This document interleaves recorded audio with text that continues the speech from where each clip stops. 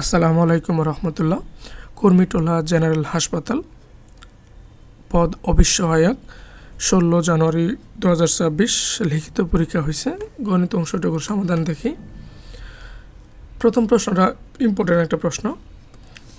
একটি দ্রব্য 36 টাকায় বিক্রি করায় যত ক্ষতি হলো 72 টাকায় বিক্রি করায় তার দ্বিগুণ লাভ হলো।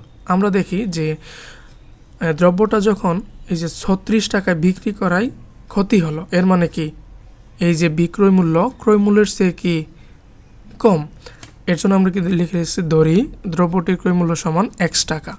36 টাকায় বিক্রি করলে ক্ষতি সমান কি এই যে ক্রয় মূল্য মাইনাস বিক্রয় মূল্য। ক্ষতি সমান আমরা জানি কি ক্রয় মূল্য মাইনাস বিক্রয় মূল্য। আবার 72 টাকায় বিক্রি করায় তার দ্বিগুণ লাভ হলো। এবার কি বিক্রয় মূল্য ক্রয় মূল্যের চেয়ে কি বেশি, তাহলে কি হয়েছে লাভ হয়েছে না। তাহলে 72 টাকায় বিক্রি করলে লাভ, আমরা লাভ সমান কি জানি, আমরা লাভ সমান জানি বিক্রয় মূল্য মাইনাস ক্রয় মূল্য। আচ্ছা, এখন শর্ত মতে যখন এই লাভ হয়েছে তখন কি হয়েছে, এই যে মানে লাভ সমান কি ক্রয় মূল্যের দ্বিগুণ হয়েছে না। এই যে শর্ত মতে 72 মাইনাস এক্স ইকুয়াল এই যে যত ক্ষতি হয়েছে তার দ্বিগুণ হচ্ছে কি লাভ।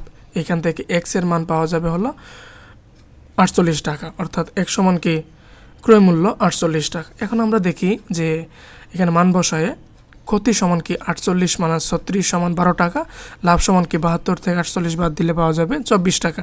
এখন দেখি তাহলে যে ক্ষতির থেকে কি যখন 72 টাকা বিক্রি করতেছে 24 টাকা লাভ হচ্ছে, মানে কি 12 দ্বিগুণে 24, অর্থাৎ দ্বিগুণ লাভ হইতেছে। ক্লিয়ার?